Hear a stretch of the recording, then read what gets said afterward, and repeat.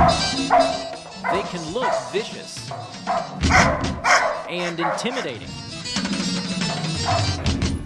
They can stop a suspect in their tracks with a bark or a bite. It's the physical and sometimes violent side of what they do. But there's also another side. Meet Paco, a 5-year IMPD veteran who works overnight patrol with his handler, Officer Zach Taylor, otherwise known as Dad. Are you measuring it? Damn. Hey, damn.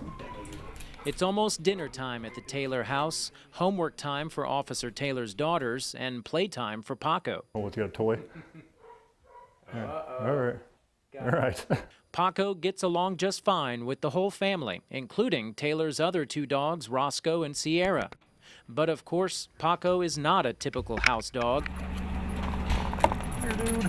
Not when he sees Officer Taylor in uniform and he knows it's time to go to work. Go find some bad guys? His favorite thing to do.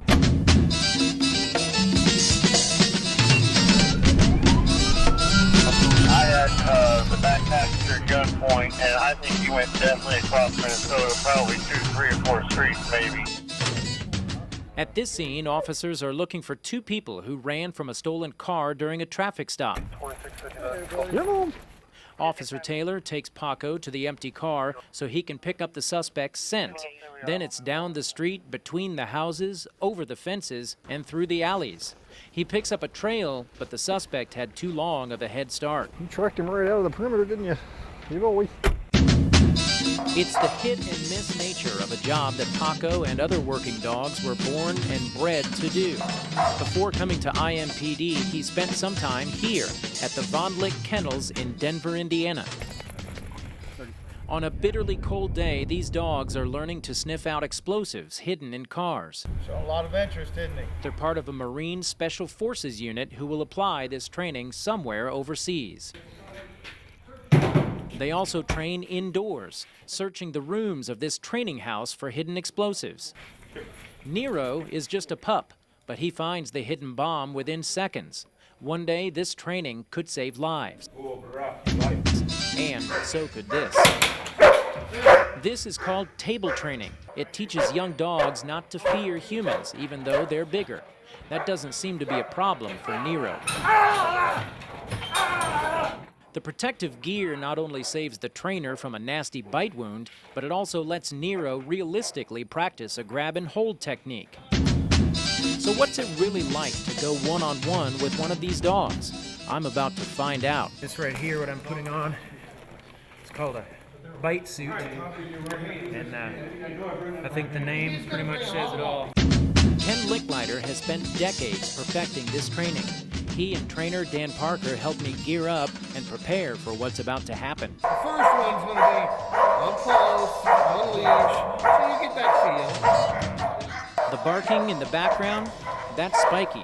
This is the bite suit that's going to protect me from my new friend over here, Spiky. This short distance exercise simulates a suspect turning to run from police. When you turn, he'll walk in. Once he's latched on, he won't let go until his handler tells him to. Then he drops down and goes back to a warning bark. This time it gets much more intense. I get a running start, but there's no getting away.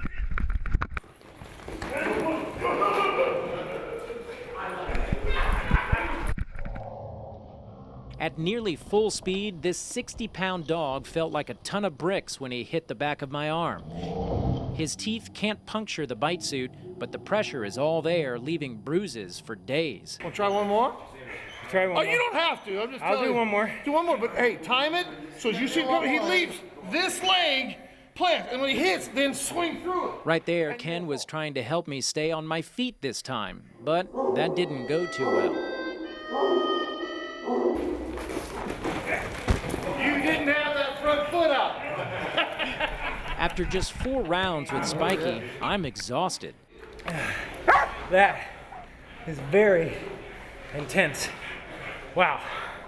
I'm completely out of breath. And it never changes. I've been doing this 37 years.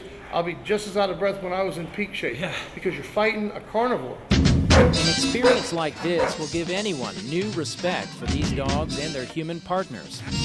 What they do is more than a job, it's a bond they share for life. Boys. Well, they're fancy bad guys, huh? Zach Myers, Fox 59 News.